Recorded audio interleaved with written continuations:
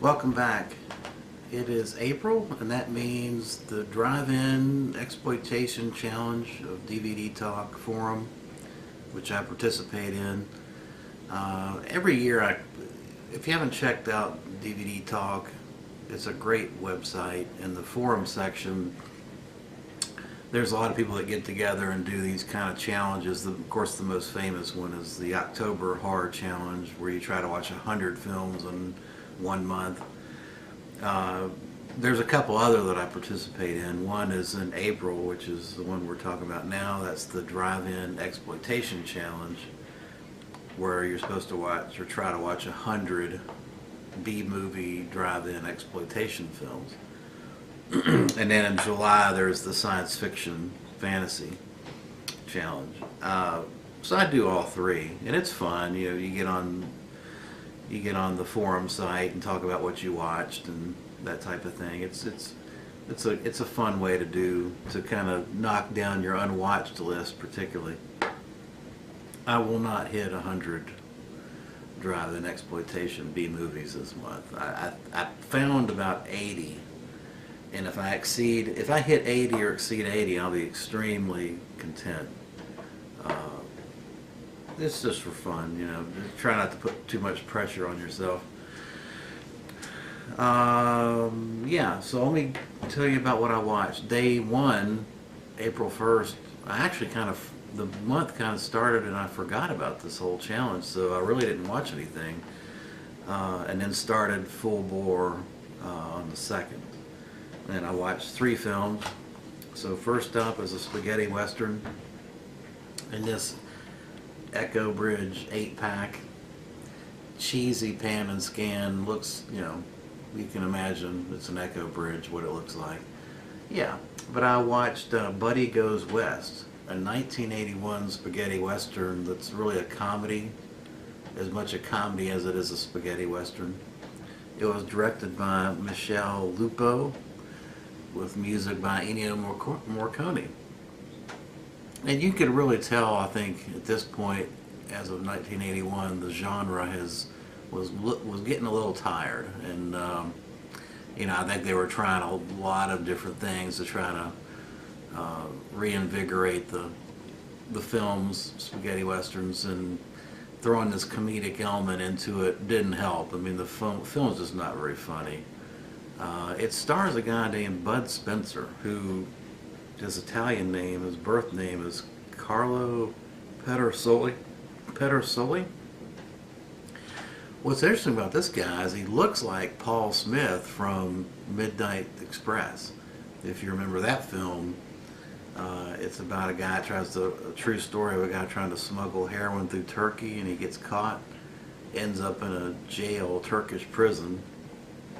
The guard in that film is a guy named Paul Smith.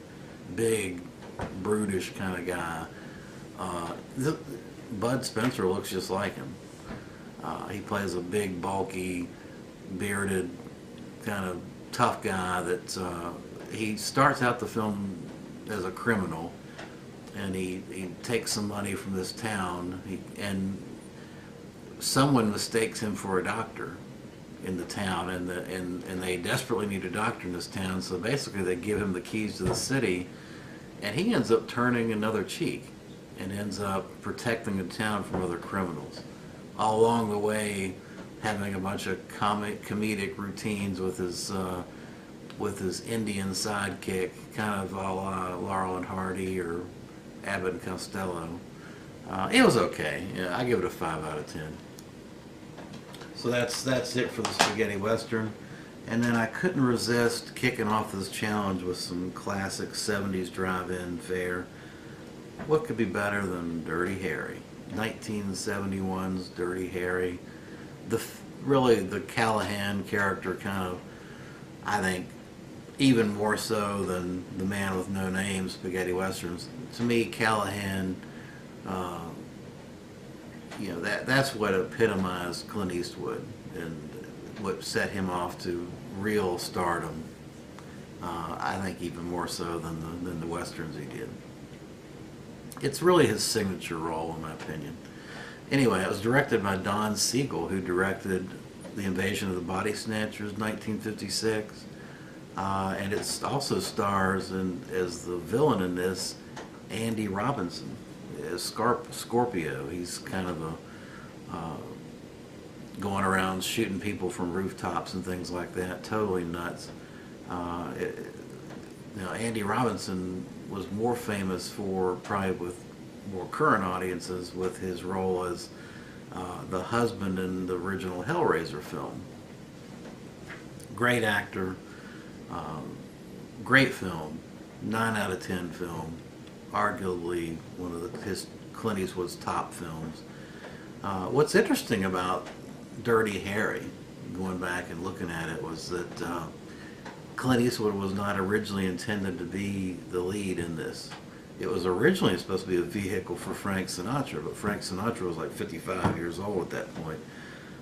They offered it to John Wayne, Robert Mitchum, Steve McQueen, Paul Newman, and ultimately Paul Newman, I think, was the one that suggested, hey, maybe this would be a good vehicle for Clint Eastwood. The other tidbit I have for this film is at the ending, when, if you haven't seen this film, this is a spoiler, but I mean, reality is, who has not seen Dirty Harry? When Eastwood throws his badge into the water, that was a debated scene between himself and the director. Clint Eastwood did not want to do that because he felt like the audience would say, oh, that's a sign he quit the force. But Don Siegel interpreted it differently and convinced Clint Eastwood to go ahead and shoot the scene as is. So that's a little tidbit on that. Then I watched the sequel, 1973's Magnum Force. Now, both of these films I saw in the theaters, and I really think Dirty Harry holds up. It's a gritty, realistic crime drama cop film, but Magnum Force not so much. Magnum Force, I think, feels now, upon multiple viewings, is just kind of a cash-in of a very successful initial film. It was directed by Ted Post, who directed Clint Eastwood and all the Rawhide TV shows. And apparently he and Clint Eastwood did not see eye to eye. Clint Eastwood did not want to shoot multiple takes of scenes. And Ted Post felt like some of these scenes seemed very rushed. And they do. Actually, in retrospect, now that I've learned about this and then watched the film, it almost looks like Clint was kind of a little bit going through the motions on this one. It's not a bad film. David Soul and a couple other well-known actors in early roles play vigilante cops.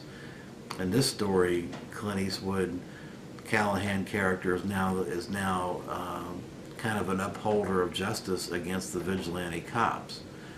So it kind of turns the first film on its head, where in that film, Eastwood, the first film, Dirty Harry, Eastwood is kind of the cowboy cop that works outside of the